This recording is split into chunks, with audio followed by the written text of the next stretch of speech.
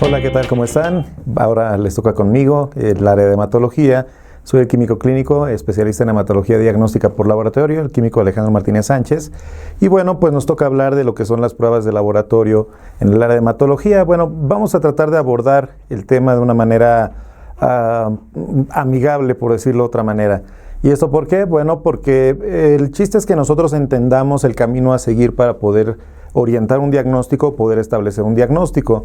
En hematología hay diagnósticos que son extremadamente sencillos y hay algunos diagnósticos que sí son complejos, pero todo depende también de la experiencia al microscopio y la experiencia obviamente en la interpretación de las pruebas en hematología.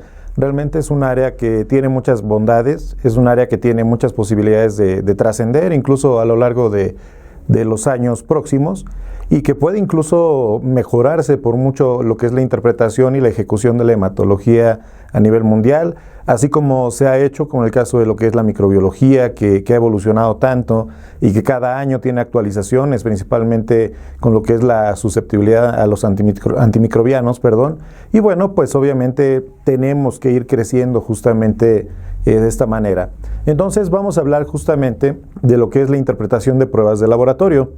En el área de hematología, pues nosotros sabemos que se abarcan varias disciplinas, que sería, por ejemplo, la serie roja, sería la serie blanca reactiva o no neoplásica, porque bueno, también puede haber una entidad hereditaria, y puede ser las neoplasias hematopoyéticas también. Entraría la hemostasia, pero en este caso no vamos a tocar temas de hemostasia ni nada de eso, pero sí vamos a tratar de que se dé una idea de cómo poder llegar a un diagnóstico o cómo poder interpretar algunas de las pruebas que tenemos dentro del laboratorio. Pero para todo esto, pues nosotros necesitamos, pues más o menos ir recordando algunos pequeños detalles que tiene la hematología en su forma básica, porque, pues bueno, obviamente no podríamos irnos a neoplasias sin saber, por ejemplo, las cuestiones básicas, por ejemplo, que es, la parte de la médula ósea, qué hay en la sangre de manera normal. Entonces sí es importante que lo recordemos, va a ser un breve repaso. En sí el curso va a ser un repaso general, por decirlo de otra manera, y vamos a tratar de llevarlo lo más fluido posible porque es tanta la información que tendría que darles que honestamente pues no nos alcanzaría el tiempo para poder hacerlo. Entonces, nosotros dentro del programa que tenemos vamos a hablar de lo que es la interpretación de la citometría hemática.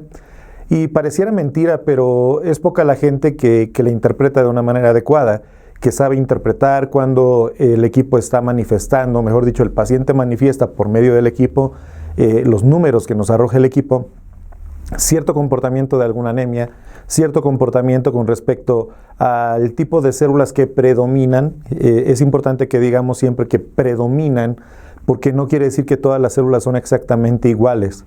Entonces, sí es importante que afinemos detalles con respecto a lo que es la interpretación de la citometría.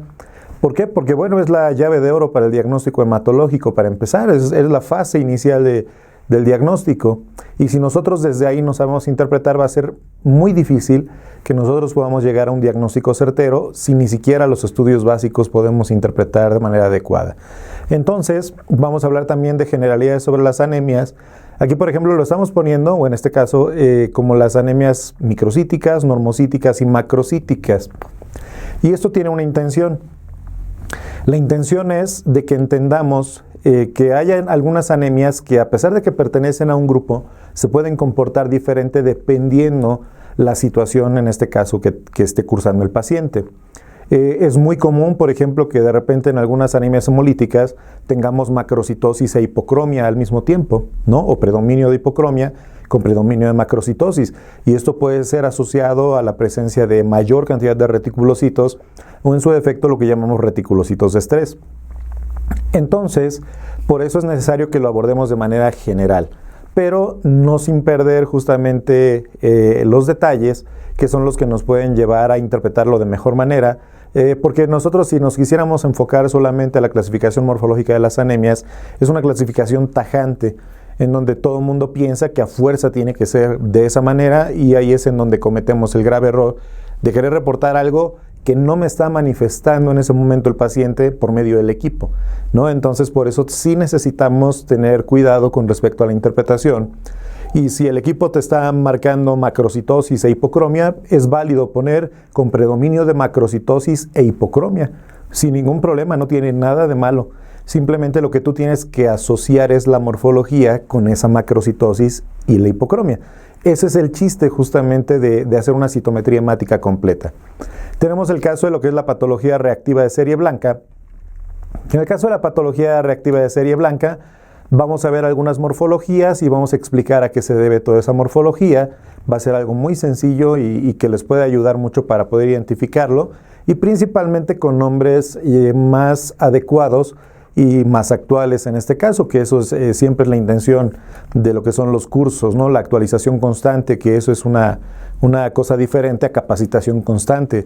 Yo podría ser un capacitador, pero enseñando cosas de 1910, y sin embargo puede ser un capacitador y actualizador del gremio de laboratorio o de los químicos, teniendo justamente esas dos características: el estudio constante, la actualización constante, y eso es lo que se puede transmitir muy fácilmente. Vamos a hablar de patología neoplásica de serie blanca en el diagnóstico de las neoplasias hematopoyéticas, y aquí quiero que entendamos que no podemos ver neoplasia por neoplasia porque es muy complejo. Eso nos llevaría fácil unas 40 horas de clase mínimo, y eso hablando cualquier cosita de todo esto. Entonces realmente lo que quiero que sepamos es justamente de cuando yo tengo una sospecha de neoplasia, qué tengo que hacer para poder establecer el diagnóstico de esa neoplasia. La clasificación actual de la OMS, que es la que se emitió o que se publicó en el año 2017, revisión 2016, pues es en la que vamos a comentar, porque sí es muy extensa, es muy compleja, y simplemente quiero que quede claro los conceptos generales y el camino a seguir para los diagnósticos de neoplasias. Entonces,